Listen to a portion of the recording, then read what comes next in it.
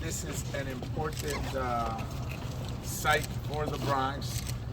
For many years, it has been discussed. And of course, you see the size of it is the biggest armory probably in the country. This neighborhood got really hammered by the pandemic. The zip codes here were probably the hardest hit in the country in terms of people that were positive, people that died. And so in many ways, this is a site that could prove to be a symbol of how we come back from the pandemic. I think it has a national implication, what we can do here, if not international.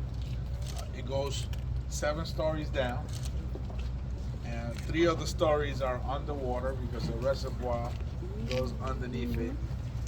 Part of it is landmark. The city just began a new RFP process. The city has engaged not-for-profits to guarantee that the community is involved in this process. They should be fully involved. An architectural firm has been also selected to assess the conditions of the building. The speaker and the councilwoman have allotted $5 million to make some emergency repairs so that we could have access to the site. The state put in $128 million of loan money available for whoever develops this particular property. And this will be, I believe, a major job producer. So who do we invite when we want jobs? We invite the Secretary of Labor. So we wanted you to see this so you could take it with you back to DC. I've contacted the White House on this and the economic team in the White House to see if we could get them engaged as well, because I believe that if you could do something productive here that will generate thousands of jobs, good paying jobs, it will send a symbol to the rest, a message to the rest of the country that we're out of the post-COVID era.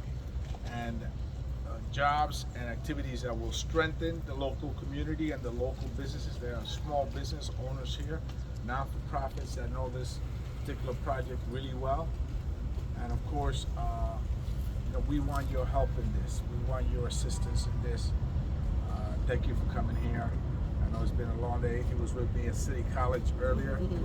Charlie Rango grabbed him before he left. That's why he was late. And it wasn't to say hello. But at any rate, estamos aquí con el secretario de Trabajo. Este es un local que está cerrado por mucho tiempo, demasiado tiempo, que tiene un potencial de crear miles de empleos para los residentes del Bronx.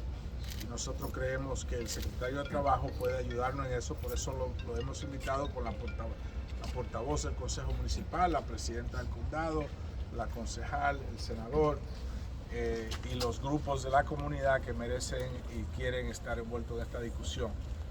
Esto puede ser un símbolo de que hemos retornado, que hemos salido de la pandemia, si podemos desarrollarlo de una manera inteligente, que produzca empleos bien pagados y que puedan fortalecer también los pequeños negocios de este vecindario.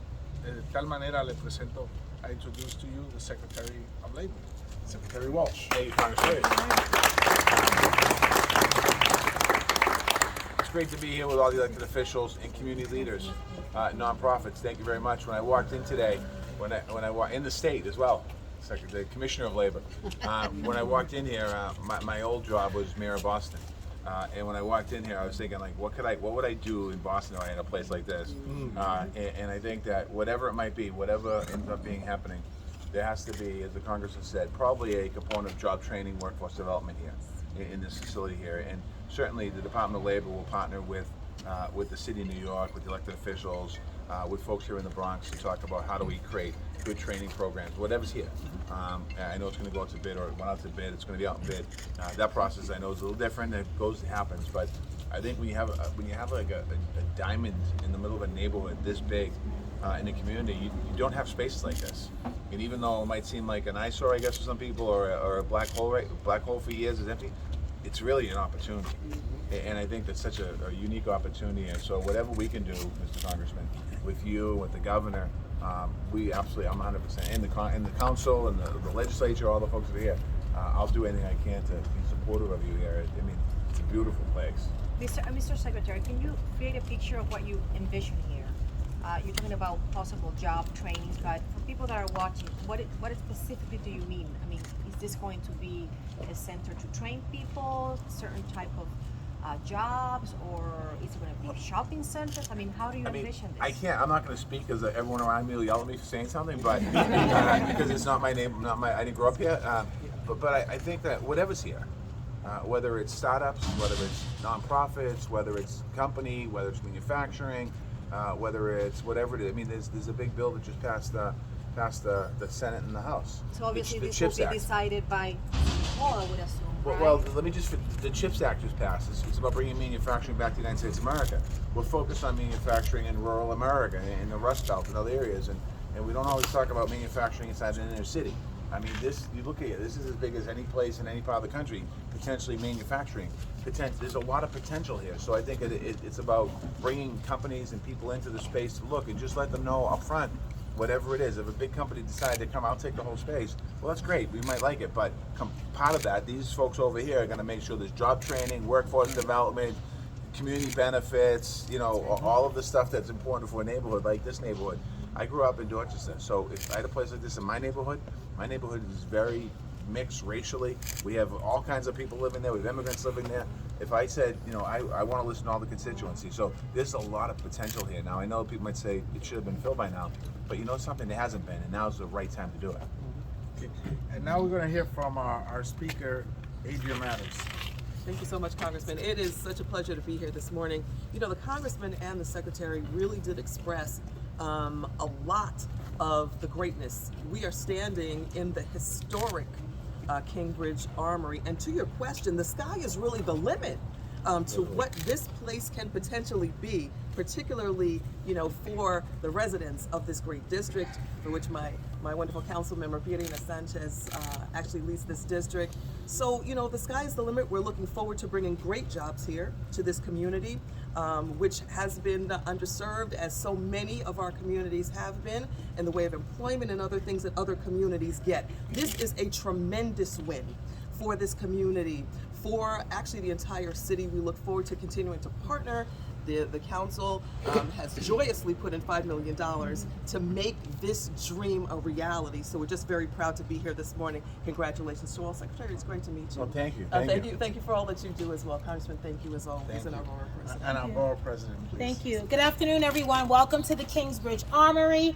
This is the start of a great set of conversations that are going to produce incredible results for the residents of our great borough. I want to thank Congressman Adriano Espaillat for his leadership in making sure we have these conversations, and equally making sure that we bring our very own Secretary of Labor. Thank you so much, Secretary Walsh, to you and your team. We're looking forward to working with you, as well as our Commissioner of the Department of Labor. Thank you, Commissioner Reardon, to you and your team, and my colleagues in government, our speaker, who are all here. The business leaders, the merchants, everyone that represents the borough of the Bronx. This is such a great opportunity to be creative and innovative in our approaches to how we reimagine the Kingsbridge Armory, how we look at building economic wealth and power, how we generate wealth within our communities and capitalize off of so much talent that is right here in the Bronx, from small businesses to entrepreneurs, MWBEs, our schools of higher education like Bronx Community and Hostos and Monroe and Lehman, to all of our businesses from the BID, Davidson Community Center, so many, Bronx Community College, that have done great work. This is a place that is going to be a beacon of hope and opportunity for the next generation, for the young adult that is a college graduate that wants to go into different job sectors. This is going to be something filled with great promise and potential. And as the Bronx Borough President, I look forward to working with all of you. The one thing I do want to stress is this plan is going to be led by and for the community with the elected officials. We have to emphasize that. Not the politicians, but the people. It matters. The residents that live in this Kingsbridge community that strive every day to make this better. That is why we have all levels of government, from the local, the state, and the federal, that are deeply committed to reimagining this Kingsbridge Armory. So I welcome and thank you all for being here, and certainly to our colleagues in the media, we want you to stress that this is a collaborative partnership. We are working together for the betterment of the Bronx, because we know that this is going to be a model for the entire country. And so I thank you. I welcome our secretary and our commissioner and everyone for being here. Our Commissioner of Labor, please, if you'd like to say a couple of words. Thank you. I'm very, very happy to be here with you. This is a very exciting opportunity, and I agree, this has to be a community decision. The people who live here have to tell us what they want in this building, and anything you need from me, I'm here. Thank you. Well, thank you. This is, again, I know that for many years it's been attempted, but we're going to make this happen. We are going to make this happen. And Secretary, I know you're from Boston, but the Bronx loves you.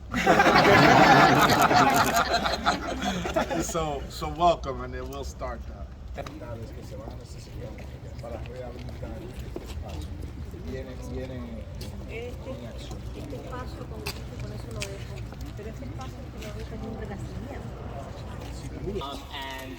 Throughout its history has had a lot of different uses. One of my favorite uses that I like to highlight is that recently Amazon just filmed a season of The Marvelous Mrs. Maisel here. Don't forget the rodeos. And the rodeos. There's been horse races here, out receiving food supplies from the city of New York. And most recently in January, when we had the biggest fire that the Bronx has seen in its recent history with the Twin Park North fire, this space was used by the borough president to host donations and goods for the victims of the fire. So it has always kind of in its history been a space